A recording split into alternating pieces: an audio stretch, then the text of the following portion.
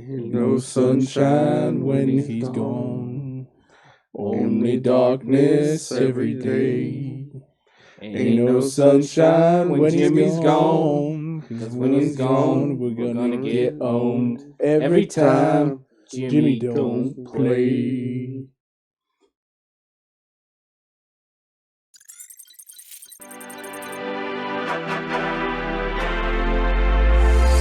From the alley-oops at Kezar to the glory days at the stick. From who's got it better than us to brick by brick. It's always the 49ers way. From off-season to game day.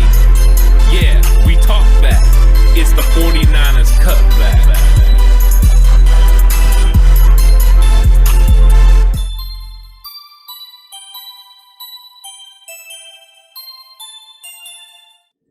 It's 49ers Cutback Podcast time. Boy, was that one hard to watch. Yeah. Guys. Yeah. This is a rough Sunday.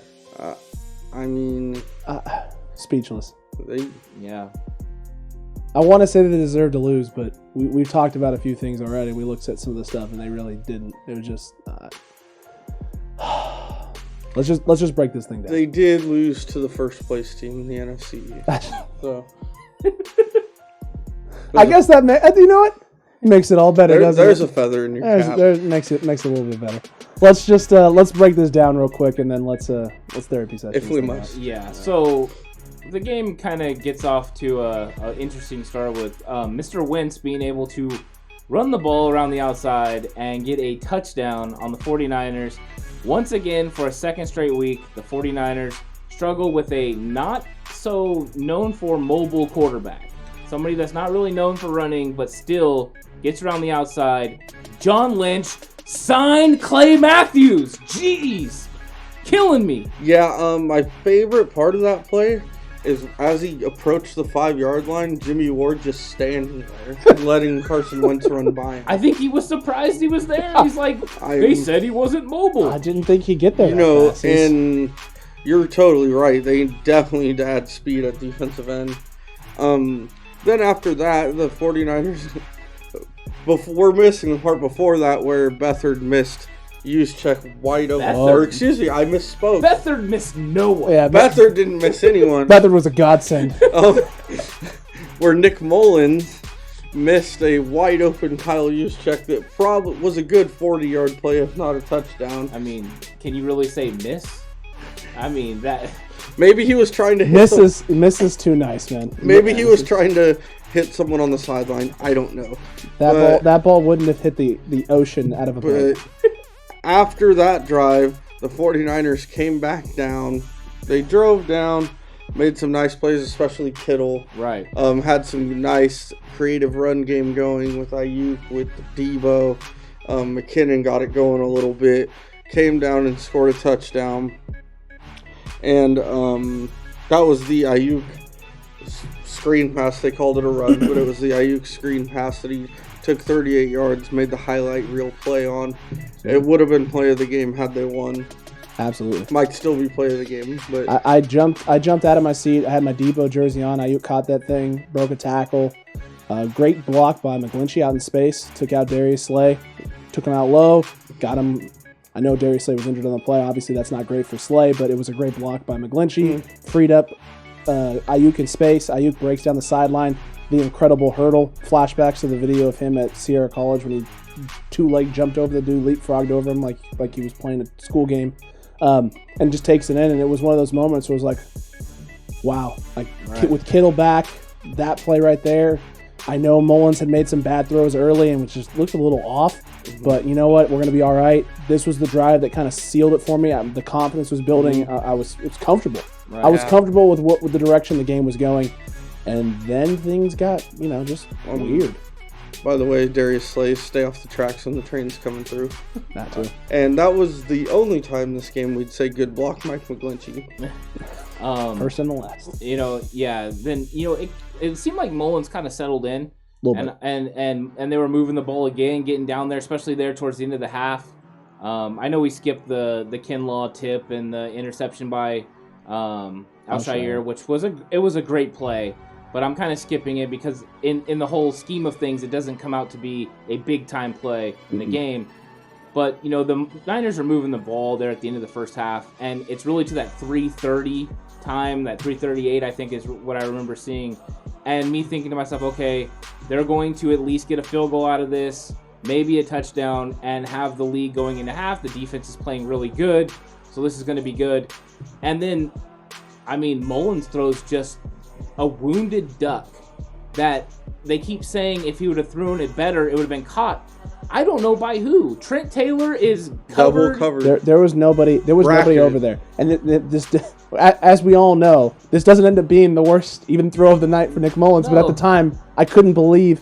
I didn't think you could make a worse pass than the miss to Juszczyk. And then he threw that pick. I thought back to.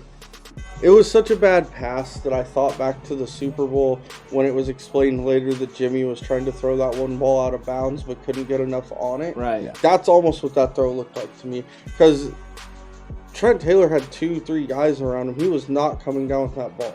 No. That was a horrible pass. I don't know if I don't know if you know this out there in 49ers land. Trent Taylor is short.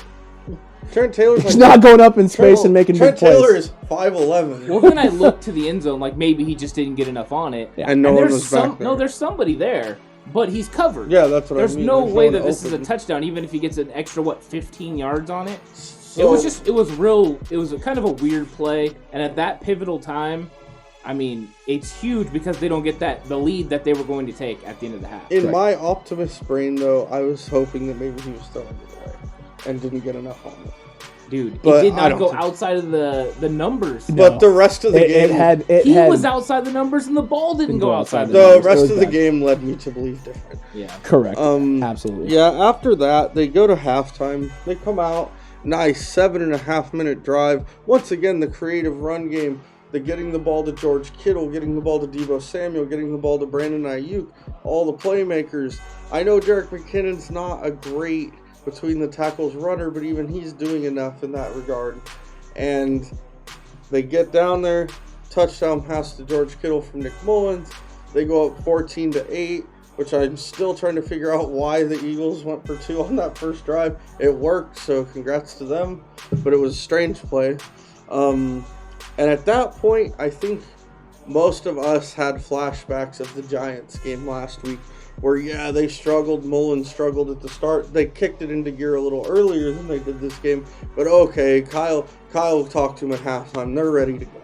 That's where I was when they scored this touchdown to go 14-8. Absolutely. I felt the same exact way. I felt like maybe we're dialing in now. Mullins has settled in. Offense is going to figure this out. I know that at that point it was very obvious that Mullins wasn't really on his game that night, and the O-line was not playing up to its usual standard that we're used to. Trent Williams had struggled in the first half. He was continuing to struggle. McGlinchey was starting to struggle. Brunskill was struggling. And that's really just kind of what happened the rest of the offensive possessions for most of the game up until Beathard came in, is there were just 1 or 2 plays where if it wasn't Mullins making a terrible throw, underthrowing McKinnon in the flats, missing, throwing the ball to absolutely nobody on the pick 6. I don't know. I still can't figure out. I told you guys, one of the worst picks I've seen live watching a game. Even if he's not throwing it to that area, if he's trying to throw the guy behind is smothered also. It didn't make any sense. The O-line, every time we needed a big play, second and short, 2nd and 5, 2nd and 6, 1st and 10, blown coverage, blown assignment, someone comes running free. There was the one play in the first half where it looked like they were trying to set up a screen play on 2nd and 12, and Mullins drops back, and there's 2 Eagles in his face, and I don't know if he knew that the play call was a screen. I don't know if he knew that. He looked lost. He looked confused. There seemed to just be some sort of disconnect in terms of... Is that the one where when he goes to the sideline, Kyle's waving and yelling in his face? Yes. And telling him throw the ball on the ground? Yes, and it's set up like a screen. If I watched the play live and was like, did we just miss our assignments? And then you watch the play and you see McGlinchey and Laken Tomlinson both release left. McKinnon releases left, and it's like Mullins stood there. It's like he thought something else was happening. it was eerie. It was an eerie feeling. The offense never felt or looked comfortable. Even though that drive felt great, immediately the next possession it was just like, yeah, no, we don't have this figured out at all. You did skip over right there the big pass to the unguardable Travis Fulgham. I mean, go ahead. I want to hear Ant's go thoughts ahead. on Let's that hear that. wonderful I mean, it's just terrible. situation. It's bad coverage. Yeah. You have to get your eyes. You have to find the ball. You saw Fulgham's eyes go up, and you did not see Johnson turn around, look for the ball. He did not have a hand on the player, so he's lost the distance between them, which means now the player's open. It's bad technique. It looks like a player that has come off the practice squad. It looks like you're really hurting there. But, I mean, when you really look at the whole thing, the pass rush is still, they're having to manufacture pressure, blitzing linebackers and stuff. The defense is still, overall, is doing a good job. Well, but only 256 total yards for the Eagles. But they don't get home with 4. Correct. Let's be honest. The Eagles should have been held to like 10 points today. The 49ers offense helped the Eagles score a lot. And I'm gonna say this, the 49ers run game is not good. It's just really not good right now. And it's nothing like last year. We can't say it's because, I mean, is it really that Joe Staley and Mike Person are gone? I don't think so. I think that they've definitely changed the way they're playing their defensive fronts. Both the Giants and the Eagles have played bare fronts. They've had 5 defensive linemen playing against the 49ers, and it is taking away the inside zone play. And Kyle's trying to get on the outside, and the only thing that's been successful is early when he had Mostert and the 4-3 speed, he could get the pitch to the outside and run that, and that was working. Now he doesn't have that. He's having to manufacture it with fly sweeps and with, little quick screens to the outside. He's trying to do what he can, but they can't move the ball, and it's putting a lot of pressure on that offensive line because now you got straight drop back passes. You've got creative run plays, and they're not buying the play action right now. No, not at all. The 49ers really have to figure out the run game. I don't know if that is going to change once you get Raheem Mostert, Tevin Coleman, and Jimmy Garoppolo back. But if they don't figure this out real quick, if they don't figure out how to stop the bare front, because the bare front's causing so much problems, the 49ers are going to struggle to move the ball on the ground for the rest of the season. Agreed. I think you're totally right. Now, I do want to touch on, so after the horrendous interception by Nick Mullins to Alex Singleton, where he hit Singleton square in the hands for a 30-yard touchdown the other way, I've thrown balls better behind my back than that. And believe it or not, no one's ever paid me to play football. Weird. It's crazy. Just an unforgivable throw. I think we were all a little surprised to see C.J. Beathard jog on the field with the offense. I don't think anyone was sitting there thinking he was going to put Beathard in, except him. And we have different ideas of why, but I think your idea, Ant, was probably correct, is that Mullins was probably in a fragile mental state, and you don't want to see him make a career-defining bad game. Yeah, and something that ends up haunting the rest of his, And C.J. Beathard comes in. At this point, I'm thinking the game is totally over. No disrespect, C.J. Beathard, but you've never really given me a reason to think otherwise. No. And he comes in and lights it up. Takes them right down the field. They score. And this is where they make, and I think all of ours, but my opinion, a mistake in kicking an onside kick. And they stop them. So had they booted that ball down the field after the punt, they would have got the ball in the 40? You're thinking 30 anywhere from the 30 to 40 yard line. Right? That's at the worst. That's with no return. Yes. Which is what the Niners return game is producing right now. At the moment, yes. Dante Pettis looks like a baby deer on ice returning punts right now. I don't really have a problem with him. He had one punt that he caught, and they had good coverage. They did. I really don't. I mean, he had nowhere he could go. There's 3 guys, nowhere for him to go. Trent Taylor did a good job of catching the ball, securing it. I thought overall special teams was fine, besides the onside kick. Other than the onside kick decision, and I agree with you. The onside kick decision at the time, I don't even like the execution of it. The drop kick aspect to it. You don't typically drop kick to line drive a ball. You drop kick to get air underneath it and pop the ball up. I don't think it was supposed to line drive. This is Maybe a mistake not, too, when you have a kickoff guy and an onside kick guy. Correct. The other team has a pretty good idea what's coming. Well, he was holding the ball in the air. Yeah. That didn't help the They knew he was going to situation. drop kick. Yeah. My only guess is that Robbie Gould normally gets some sort of spin Bounce on the ball. or something, yeah. Yeah, there's something that makes it kind of funky that they thought they had a good chance to get the ball back.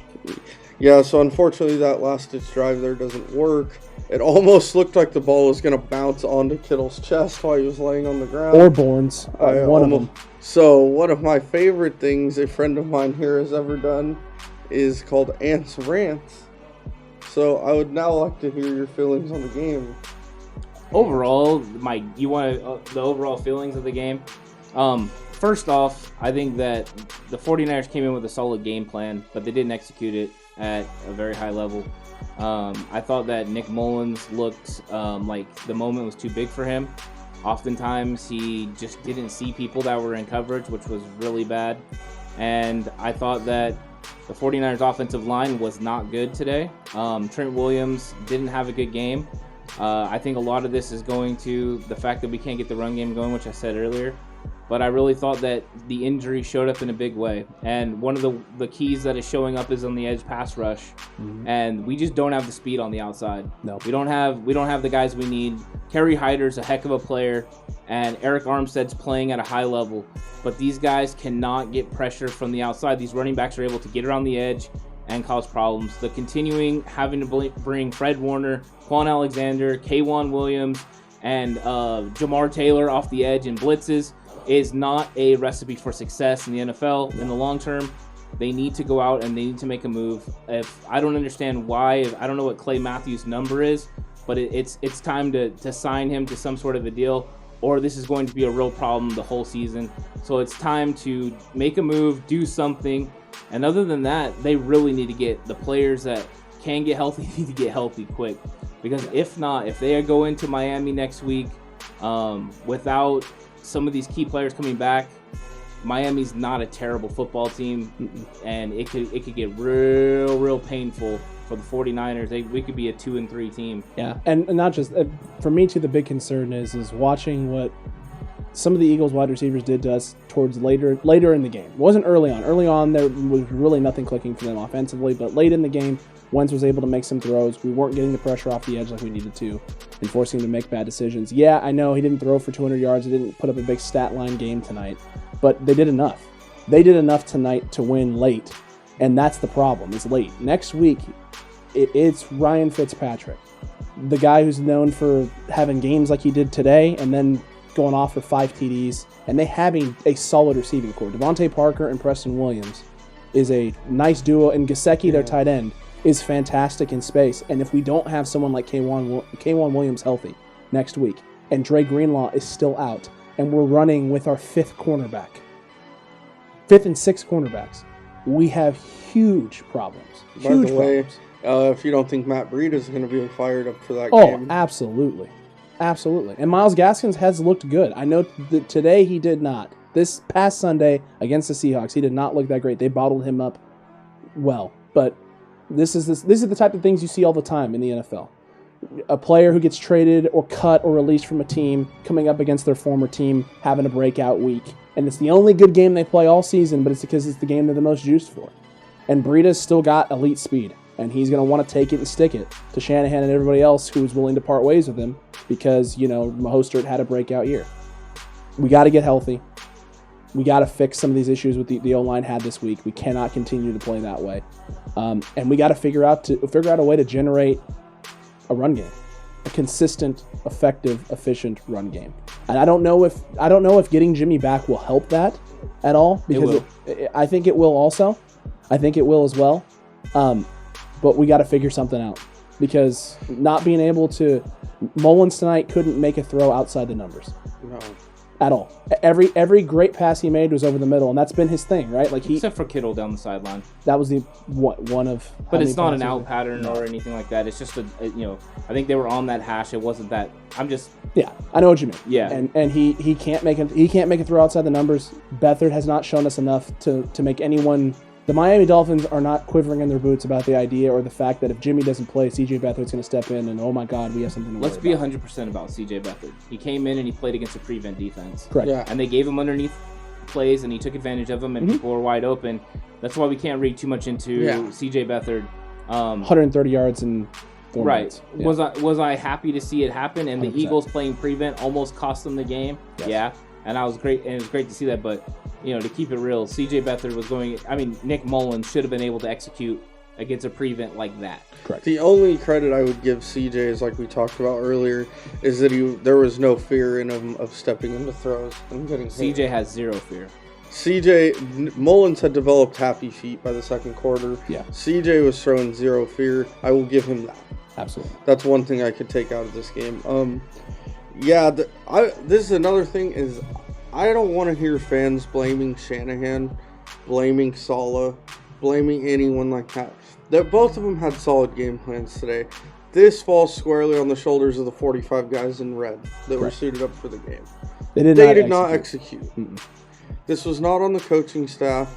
This was not on anyone else. The guys wearing, some of them did, but the guys wearing the 49ers uniforms did not show up and play winning football. And that's what happens when you don't, in the NFL, when you play poorly, even a team that's you're better than can beat you. Absolutely. That's why they're professionals. That's why they have contracts. That's why they play. They're the 1% of the 1%. If you show up and do your job and do the things you're supposed to do, you're going to come out with a W. We didn't at all for 4 quarters, for a full drive. I mean, there was a few drives where I can say that we executed offensively the way we needed to start to finish, and on those drives we scored. The rest of them didn't end up in points. They ended up in mistakes. They ended up with one play costing us a drive, and us sitting there wishing and wondering, what if as fans. The fact that we have 2 losses this season in which we probably had no business being in the game at all just based on how we played. And I know the Eagles did everything they could tonight to give us a win. They really did. And the Cardinals did the same thing in week 1. I think is a testament to Shanahan and Saleh. Not because of them, it's not due to them. Without them, if this were any other set of coaches at the helm, I don't believe that we get there. By the way, Wentz tonight, I know he's not the same athlete as him, but what happened was eerily similar to Kyler Murray. What, just him getting outside the pocket? Yes. The only difference was when we played Kyler is a 4.3 speed guy. Yeah. And that's crazy hard with any pass rush. Yeah. If we would have had Nick Bosa and D Ford, like those players that John has gotten, but the injuries, this would not have happened. No. Carson Wentz would have been sacked. He would have had pressure in his face all day. This is a simple fact that the injuries, and Ziggy Ansah as well, getting hurt, you just don't have any edge pressure. None. And you're not getting enough push from the inside. DJ Jones and Kinlaw are doing their best, but, I mean, these guys, there's just not enough pressure. And you can't get home with 4, so the defense is changing, and you're living with the results. And it's unfortunate that this is happening. I thought Saleh had a good game plan. They took Ertz out of the game. Correct. And it's too bad that the 49ers just are consistently bitten by the injury bug. It's hard.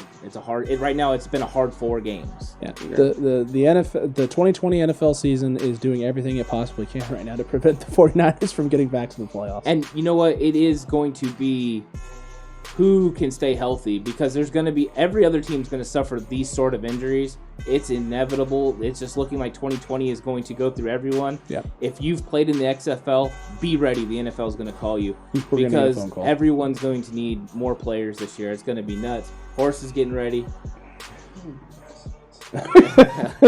So now we're moving on to our player comparisons. Mine is going to be the tight ends, which would be the returning People's tight end George Kittle versus Philadelphia's great tight end Zach Ertz. I think that was a clear win for the 49ers. It was great to see Kittle back out there. He clearly has not missed a step. George Kittle was dominant tonight with 15 catches for 183 yards and a touchdown.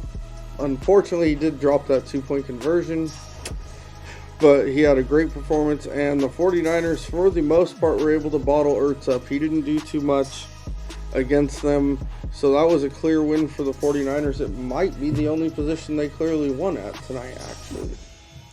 Absolutely, man. In all honesty, it was probably one of the few positions in which they completely outperformed the position on the other team. Ertz really didn't do much for the Eagles tonight, and George Kittle had himself a night, and it was a night that was needed, but unfortunately wasn't enough. My player comparison is going to be, or position comparison, is going to be Nick Mullins versus Carson Wentz, and both did not perform at any sort of good, elite, great level. It was bad. It was just an overall bad night. Wentz goes for the one passing touchdown, one rushing touchdown, 193 yards. Only had an 81.4 QBR rating. Threw a pick as well.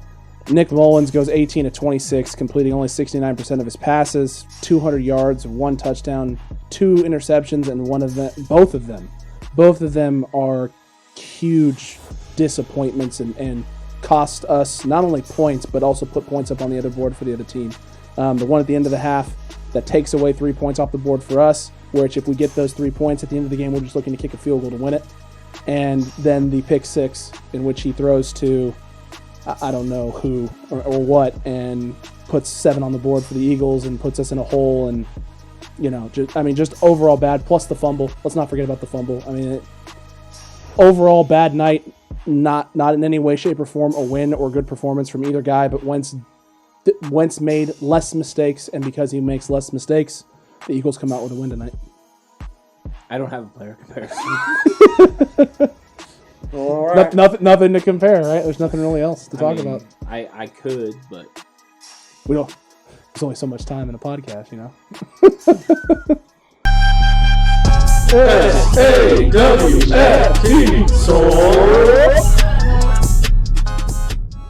And now we're going to talk about this week's SAWFT soft player of the week. And unfortunately, it's probably going to be a 49er. Ant, what are you feeling on this week? my soft player is actually a call, and that would be to onside kick with 2 minutes and 2 seconds left. I think they should have kicked it out of the end zone. The Eagles would have had the ball at the 25-yard line, and the 49ers could have stopped them and got the ball with the same amount of time, roughly around the 35 to 40-yard line, depending on if you got a return. You never know. It probably would have been Trent Taylor, so you probably wouldn't have got much of a return, but you got a secure catch there, and then the 49ers wouldn't have had to go as far. So I think that was kind of a sketchy move. I didn't like it from the very beginning. I just think they didn't trust the defense at that moment, and that's kind of sketchy for me. So that's the soft moment of the game, in my opinion. Yeah, I definitely agree with you that was very soft, but I'm differing in opinion. I think the 49ers' entire offensive line deserves the soft player of the week. There was no push in the run game tonight. There wasn't last week either, but it was more evident tonight to me. If you take out that screen pass to Ayuk, their rushing numbers are terrible. Both guys that played quarterback took some vicious hits, and there were several plays where they did not have a chance to get the ball off, where guys just flew right through and hit them. So that's my soft group of the week. As you can tell, we all have different opinions on who was soft this week, and mine is obviously going to be the terrible performance by one Nick Mullins, and it's the second pick. The second pick for me is one of the worst throws that I've seen live on television, in person. I've seen a lot of bad throws during my time. I've been alive for 29 years. That was one of the worst passes I've seen live. And Cap threw some bad ones when he was struggling. And I've seen Steve Young throw some bad ones in person live towards the end of his career. Garcia, Rattay, you name it, I've seen it. It was one of the worst ones live in a crucial moment of the game where we had to have a play and literally couldn't have that mistake. And for him to freak out and panic in the pocket, let one go to an opposing player, and then not do everything that you possibly could to get him out and not let him walk into the end zone basically unscathed it was it for me. At that moment, I knew exactly who was soft in my book, and it was Nick Mullins. He led him right to the end zone. He really did. He guided them in, and it was not fun. Not a good day for the 49ers. A lot of soft out there, and they need to fix that quick. Hey guys, if you haven't noticed, we're pretty down right now. But no, it would make us feel better if you were to scroll down like, comment, subscribe, and hit the notification bell. It really would.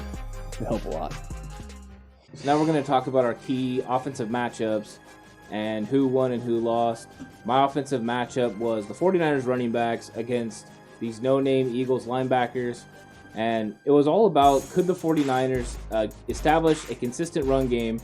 And really, they couldn't again. I thought Jerick McKinnon did the best that he could.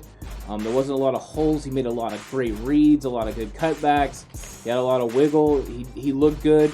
But you can definitely tell that the Bear front is causing problems for this run game. I think it helped having George Kittle back. But still, they need to get something figured out here. They're going to have to get more creative with how they do it. Maybe when Raheem Mostert comes back, that will help. They can get the outside zone going better. But as of right now, this is something the 49ers need to consistently work on. And I trust Kyle to get it done. But I think that the Eagles linebackers did a fantastic job today. And they did a good job slowing the run game, which in theory really hurt Nick Mullins in the play-action passing game and caused Kyle to have to get more creative with the reverses and fly sweeps and stuff. So I would say that the 49ers didn't win this one, but big ups to Jerick McKinnon for playing so strong and tough. That was a great run at the end where he bowled over the guy into the end zone. Absolutely. And Mike Pereira can go to heck about his lowering the helmet stuff. Jerick McKinnon's like $180. Get out of the way. It's true. My key matchup on offense for the 49ers was their receivers one-on-one battle with the corners. I hesitate to say that they lost the battle. I would go more towards giving it an incomplete due to quarterback play and offensive line play. Now, they completed 32 passes as a team, and 26 were to tight end and running backs, which isn't a great sign. Now, George Kittle's a great player, but having to throw to your tight end 15 times generally isn't the recipe for success. A catch every $1 million. I will give Ayuk credit for the screenplay. He won his one-on-one matchup. He ran right by the guy. Sure. So that's one where they won that. But right now I would give it an incomplete because I would have to see more film to see if they were winning, getting open, and which I fear they might have been. Yeah, I have a feeling they probably would. Eagles defenders got open. He found them. Yeah, he hit them. It's very true. Nick Mullins, you're in so much trouble, sir. Anyway. Hey, he repped that Brett Favre number 4. He really did rep that Brett Favre number 4, you silly 49er fans. All right, anyway, my offensive key matchup was Laken Tomlinson versus this front 4 interior D-line of the Philadelphia Eagles, specifically Fletcher Cox. And as much as I don't think we had many wins, this was technically a win. Laken Tomlinson performed the best of the offensive linemen today. Fletcher Cox didn't really line up much over Laken Tomlinson. They put him a lot on Brunskill, and they really tested and went after Daniel Brunskill hard this game. Didn't perform that great. I wouldn't say he completely failed. He did have some good possessions and some good sets, but he didn't win enough. And tonight was about winning enough of those matchups so that we didn't put ourselves in holes and put Nick Mullins in a position where he felt maybe rushed or uncomfortable. And that just didn't happen. He was uncomfortable all night, from start to finish. That win kind of feels like winning the 5th, 6th place game in a basketball tournament. Yeah, I just feel like I'm getting a participation trophy for predicting the it. Consolation bracket. Like it was one of those things where I figured I'm sitting here thinking to myself, if he wins this matchup, this helps us establish the run game and helps us, put Mullins in a position where he's feeling more comfortable in the pocket, because Tomlinson has been the one who struggled the past few games. Today, Tomlinson doesn't struggle, but Mullins performs the worst he's performed all season, and probably since he's been the starter.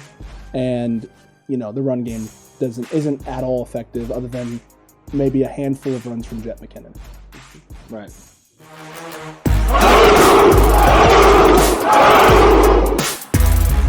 And this week's straight beast is the people's tight end, George Kittle. Guys, how are we feeling about George Kittle's performance today? Fantastic. Well deserved. Yeah, George Kittle was back in a big way. I think he was a shining spot in the entire offense. It really went to show how much we missed him.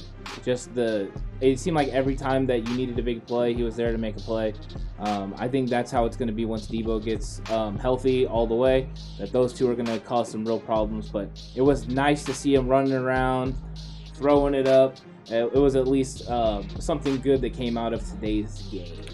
Yeah, I shudder to think what the offense would have looked like if Kittle would have been out today. Cool. He played fantastic. Now it's time for our defensive key matchups. And my defensive key matchup was Fred Warner against Miles Sanders.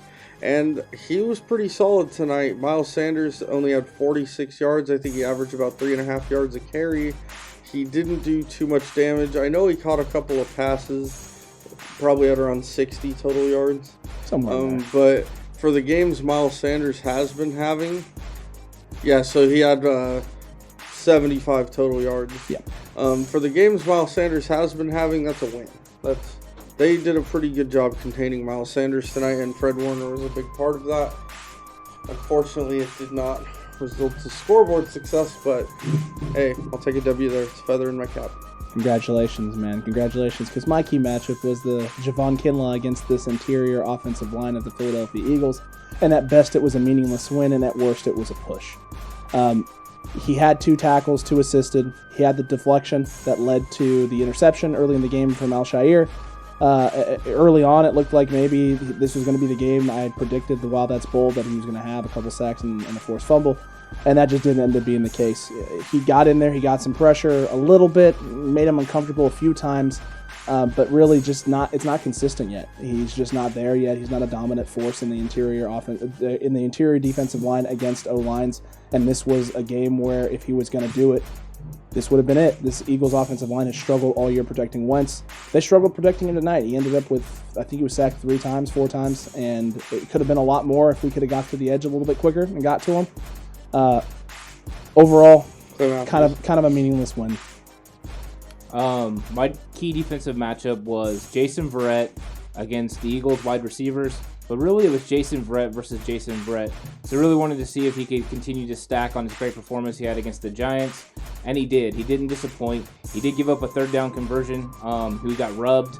The receiver ran up, kind of knocked him off his track, and then wasn't able to close in time. He made the tackle right there, but the receiver got to the 1st down. But I thought Jason Verrett playing the boundary role and playing it at a real high level, he looked good. His speeds looked good. They're just not even really trying him because his coverage is so good. Chris Collinsworth was just over the moon about him. And I think that this is going to be big for the 49ers in the future. We just got to get Sherm back. And then with Sherm and Brett out there, it's going to make a big difference. And especially once you have Mosley, then all of a sudden your secondary starts looking good. K'Wan Williams can't be hurt that bad, hopefully.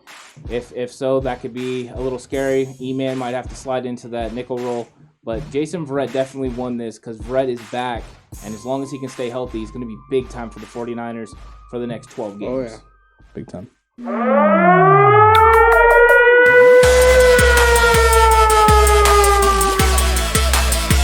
Our block is hot defensive player of the game is Quan Alexander. Quan was making tackles. He was flying around. He was causing problems. This was definitely the best game that Quan has played all season. Anyone questioning where's Quan Alexander, you saw it today in a big way. Stop questioning my guy, or there's going to be problems. Yeah, I know Can't believe they we've questioned him. definitely heard some questions, Right. some silly questions about Quan Alexander in the last couple of weeks. If you go back and watch the film, looks like he's generally in the place he's supposed to be at all times. As we all know, defense is a team situation, so sometimes your role is not to go make the tackle. Sometimes your role is to force the guy back inside or to eat up a fullback, and he does all those things well. Right. But tonight it felt like, he was all over the field. He was making plays. The play that stands out in my mind, too, for him is the 3rd and short where the gap opens up. Fred Warner's coming around the edge around C gap, trying to make sure the play doesn't stretch to the outside, and Quan Alexander shoots through the A gap right into the backfield and takes Sanders. It was either Sanders or Scott. I don't remember who was the running back at the time. Takes him down for a loss in that 3rd and short and forces a punt. He read it, diagnosed it, knew exactly what was going on, knew he could shoot through the gap and get there before the play stretched. Yeah, it was fantastic. It was wonderful. It was a great job. He looked like the old K'Wan Alexander. He looked like the hot boy, the guy who started the trend and got this linebacking core gave them their confidence last year, the guy that built that confidence up and put faith in those guys, that they were the tone setters for that defense. It wasn't, yes, the D-line played well and plays at an elite level, but they're the one who bring the noise. They're the one that bring the hammer down. We set the tone. He looked like his old self, and it was good to see, but he hasn't looked like, people have been saying he doesn't look like he's a waste of money. We should be moving on and finding someone else. Tonight, he silenced everybody. Silenced the people talking trash, talking nonsense, and smack that doesn't need to be talked. Qual Alexander, our Block is Hot defensive player of the game. And I have to ask, he said he brought the what? The noise. The noise. The noise. Oh. You've heard from us. You've heard us talk about what we think is wrong and what happened. We want to hear from you. What do you think the number one glaring issue is with this 49ers team? Is it the O-line? Is it our DNs? Is it people not being able to stay healthy at the cornerback position? Is it not being able to be healthy at the quarterback position? Let us know in the comment section down below. And while you're down there, make us feel better. Help us out. Hit that like button. Hit that subscribe button. Hit the notification bell. That way you get notified for hopefully a better show for, like when we win and we're all excited and happy and everything's good times around here. But seriously, until then, just let us know and like the video. So this game wasn't the best. Luckily, there's 12 games left. So the 49ers are still in the midst. They're 2-2. They're still in the midst of the playoff hunt. Thank God the NFC East is absolutely terrible, and the 49ers have a chance to get a wild card spot. But there were some good, bright spots. I still do like the way Jaquiski Tartt's been playing against the run, and a lot of other guys are playing at a high level. So we got to keep looking at the good, but also analyzing the bad moments, and hopefully the 49ers can turn it around against the Finns on Sunday. Yeah, by tomorrow, this game will be wiped away. I'll be back full of optimism. I won't. But as of tonight, this game was like my 5th grade teacher. It stung. It droned on, and I wanted it to end. This is amazing. This is so great. I hope you're watching this, Mrs. Mundinger. You just got detention. You just got detention, man.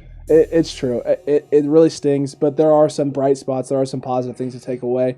We didn't talk about as many of them. Kerry Hyder, though, for one, we had mentioned it. He is getting off of blocks. He's there to make plays. He just doesn't have the speed at the moment, or maybe even any more, to be able to track guys down and make big plays. But he's there. He's stretched out a couple big reverses that would have been big plays if he hadn't stayed home.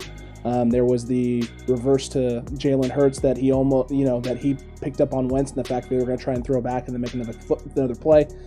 He's looked fantastic. Verrett has been an absolute bright spot for this team. There are a lot of things to look forward to. This team isn't down and out yet. We're not even close, but we got to get healthy, and this week is the week to do it. Let's take care of those Dolphins. All right, guys, you know what time it is. Chalk another one up.